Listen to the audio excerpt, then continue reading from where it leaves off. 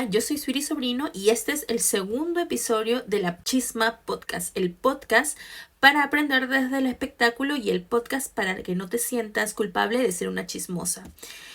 Este segundo programa se ha demorado un montón en llegar, pero vamos a hablar de un personaje que el año pasado le ha ido bastante bien, porque no solamente ha sido una de las protagonistas de los realities más famosos de España, sino también ha aparecido incluso en una de las canciones de Bad Bunny. Conversar entre nosotras, es a lo que apostamos, narrando lo cotidiano, el chisme reivindicamos, soy chismosa. Sí, exactamente, me refiero a Laura Bozzo, pero no voy a hablar de la Laura Bozzo que nos ha regalado momentazos y memazos y frases icónicas. ¡Ay, chisme! Me había olvidado de contarles. Sino más bien de una Laura Bozzo cuyo legado está muy lejos de ser un legado divertido. ¡Maldita perra! ¡Ni la perra! No me digas que no, ¿ok? La voy a agarrar y la voy a asesinar. De Laura Bozzo podemos decir muchas cosas. Podemos hablar, por ejemplo, de su vínculo con la mafia fujimontesinista que la llevó a estar 3 años de prisión domiciliaria, desde donde, por cierto, transmitía su programa a nivel latinoamericano. Porque eso sí es cierto, Laura pasó de ser la conductora de un programa pequeño en Perú, en Televisión Nacional Peruana, a llegar a ser un referente en toda Latinoamérica. Pero no vamos a hablar precisamente de su éxito el día de hoy, sino más bien de un legado que tiene consecuencias hasta el día de hoy.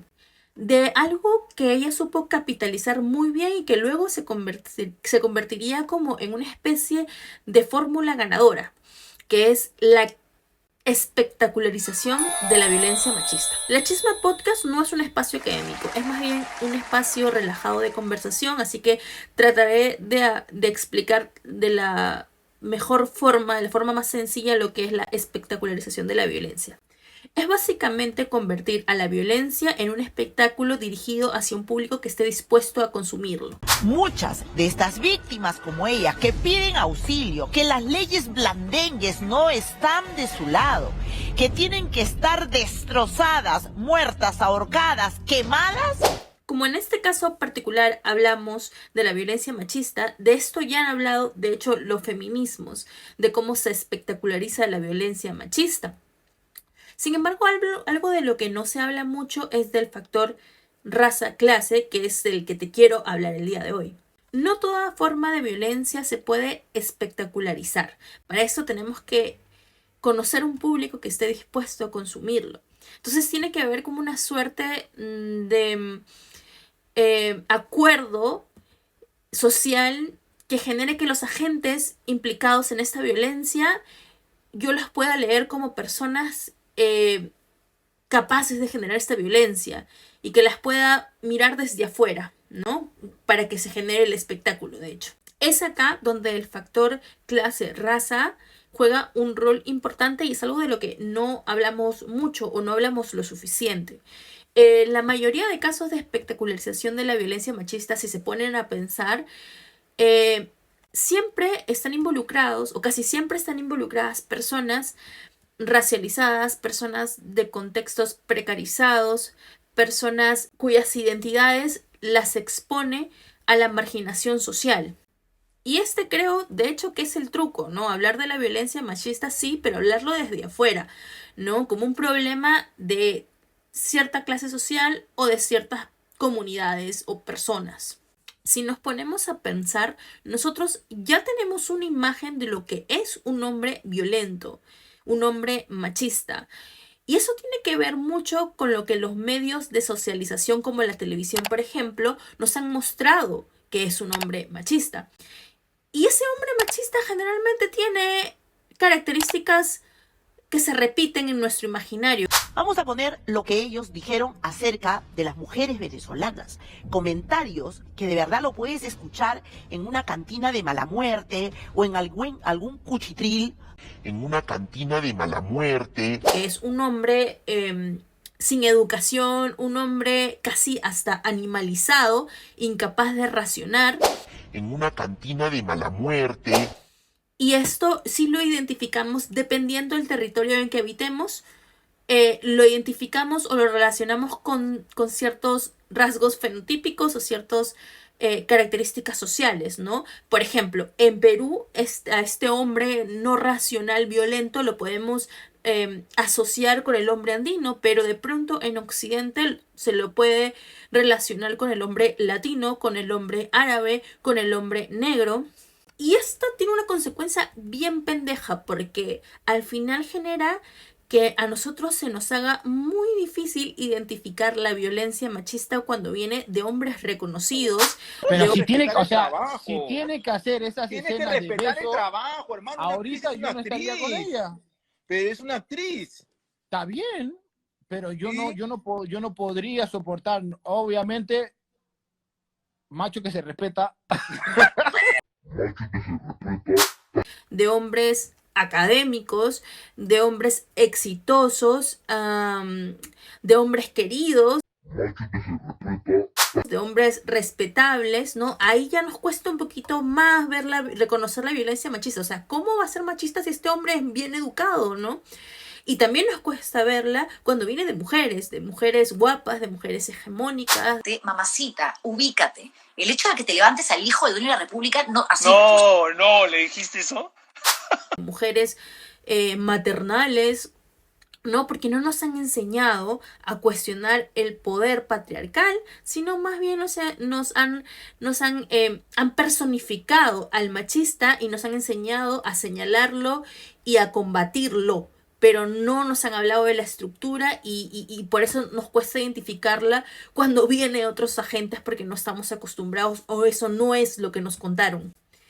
Otra consecuencia de la demonización de los hombres racializados o de clase obrera es que la imagen que hemos construido de ellos muchas veces permite la violencia clasista y racista hacia ellos, ¿no? Y solo en Perú lo conocemos muy bien. No hace mucho, durante el gobierno de Castillo, parecía de pronto que a todos los medios de comunicación masivos les importaba la violencia machista, pero en realidad había un interés detrás que era de desestabilizar el gobierno. Y a nivel internacional también podemos verlo, como la construcción de estos hombres como machistas o misóginos permite incluso hasta la invasión de territorios, hasta guerras, ¿no? Entonces es muy peligroso, es muy peligroso. El punto 2 de análisis es la construcción de la salvadora blanca, ¿no? La mujer que es la voz de las que no tienen voz. Y ese es precisamente el legado del que hablaba al principio, porque es una fórmula que hasta ahora persiste, ¿no? Estas mujeres que tocan casos de violencia machista de una manera que más les sirve a su reputación que realmente para incidir en la problemática. Me explico mejor. La violencia machista, la violencia patriarcal, es algo que se va a resolver si lo tratamos como un problema sistémico. No lo solucionamos sentando a una mujer, exponiéndola y además despojándola de todo tipo de autonomía y agencia, ¿no? Tratándola básicamente como una víctima pasiva y tratando al agresor como un monstruo. Porque hay muchas cosas más que convergen en que tengamos un caso de violencia machista. Entonces, estas personas o estos formatos nos han hecho creer que consumiendo la violencia machista como espectáculo estamos generando conciencia. Pero eso está muy alejado de la realidad porque más bien nos hace que veamos el problema desde afuera como un problema particular de fulanito y menganita que están ahí porque nadie le enseñó a quererse a sí misma y que él está ahí porque es una persona sin educación.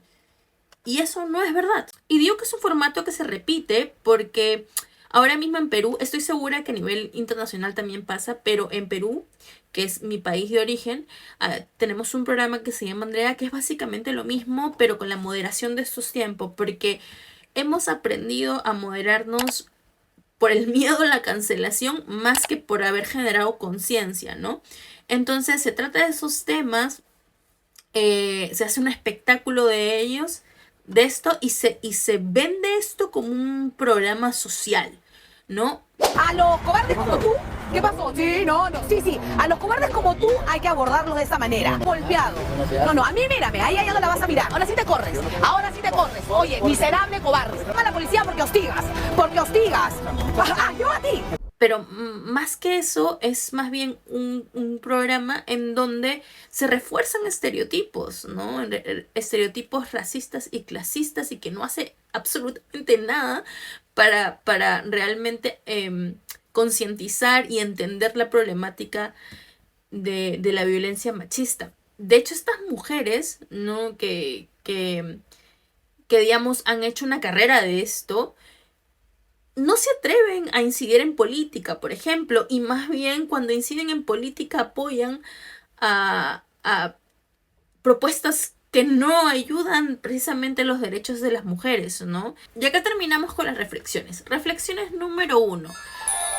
Para mí es importante que entendamos que la violencia machista no es un espectáculo, o no debería ser un espectáculo, y que no vamos a encontrar la solución a la violencia machista en estos formatos.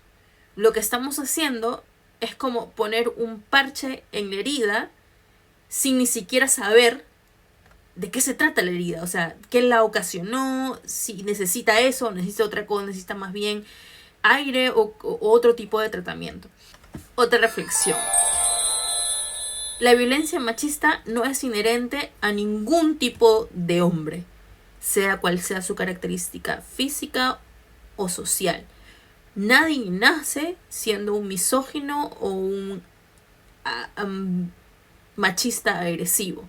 Eso se va aprendiendo. Y para eso influyen muchísimo los medios de socialización como la televisión y los medios de comunicación.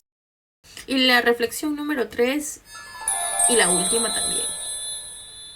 Creo que Laura Bozzo es de esos personajes que son como placeres gustosos, que odias, pero además te generan una adicción. Y la prefiero muchísimo más ahora, ¿no? En su faceta en la que nos da esos momentazos. ¡Que no se meta conmigo! ¿Ok? ¡Saquen a la rata! Y esos memazos, ¿no?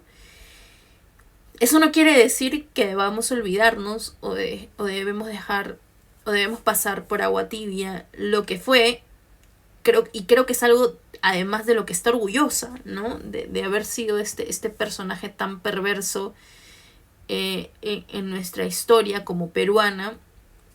Y creo que es bueno que lo recordemos, porque ella se ha presentado de una manera distinta para esta nueva generación.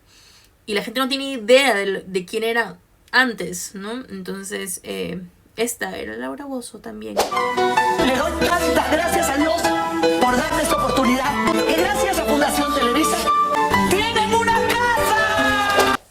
Muchas gracias por acompañarme y escuchar hasta acá.